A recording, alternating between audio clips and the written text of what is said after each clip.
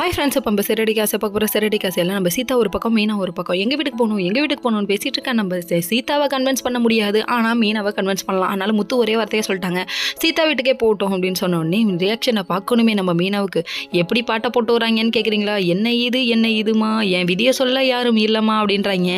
சரி பரவாயில்ல விடுங்க, இந்த சாங்கை இமேஜினில் யோசிச்சு பார்த்துக்கோங்க. சரி இதெல்லாம் ஒரு பக்கம் இருக்கா. அதுக்கப்புறம் பார்த்தா இவங்க ஏன்டா இந்த அளவுக்கு ஃபீல் பண்ணிட்டு வெளியே வந்து நிற்கிறாங்களேன்னு சொல்லி கேட்க, சீதா வீட்டுக்கு போகிறதாம்மா நல்லது. ஏன்னா உங்கள் அம்மா நிலைமையை யோசிச்சுப்பா, ரெண்டு பேருமே போட்டி போட்டால் அப்புறம் என்ன தான் நடக்கும் நீங்கள் சொல்லுங்கள் அப்படின்னு சொல்லி எக்ஸ்பிளைன் பண்ணோன்னே மீனா கொஞ்சம் புரிஞ்சுக்கிட்டாங்க. நம்ம சீதாவுக்கு பயங்கர ஹாப்பி. அதனால் அவங்க கூட்டு போகிறேன்னு சொல்லிட்டு இங்கே கிளம்பி வரேன். இன்னொரு பக்கம் ஹாஸ்பிட்டலில் காமிக்கிறாங்க. ஹாஸ்பிட்டலில் அமௌண்ட்டு கட்டிட்டு வரணும். நம்ம சீதாட்ட சொல்ல சரின்னு சொல்லிட்டாங்க. அமௌண்ட் எடுத்துகிட்டு இங்கே கடைசியில் ஆட்டோவில் வந்துட்டு இருக்க டைமில் டபுக்குன்னு பார்த்தா அமௌண்ட்டை பறிச்சுட்டு ஒருத்தன் ஓடிட்டான். இதை பார்த்தோன்னே நீ நின்று அழுதுகிட்டு இருக்கு. நம்ம மீனா கிட்ட சொல்ல சரி வா நான் பார்த்துக்கிறேன்னு சொல்லிட்டு இங்கே ஹாஸ்பிட்டல் கூப்பிட்டு வராங்க. பெரிய போர்க்களமே வெடிக்குது. என்னதான் நினச்சா அமௌண்ட்டுக்கு நீதாம்மா பொறுப்பு, எனக்கு தெரியாதுன்றாங்க.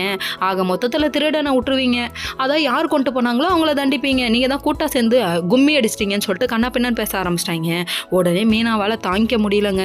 இப்படி தான் வேலை செய்கிற இடத்துல ஒரு பொண்ணுனா கேவலமாக பேச தான் செய்வானுங்க. இவ்வளவும் வழியும் தாங்கிக்கிட்டு வேலைக்கு போகிற பொண்ணுங்களை ஏன்டா கஷ்டப்படுத்துறீங்க?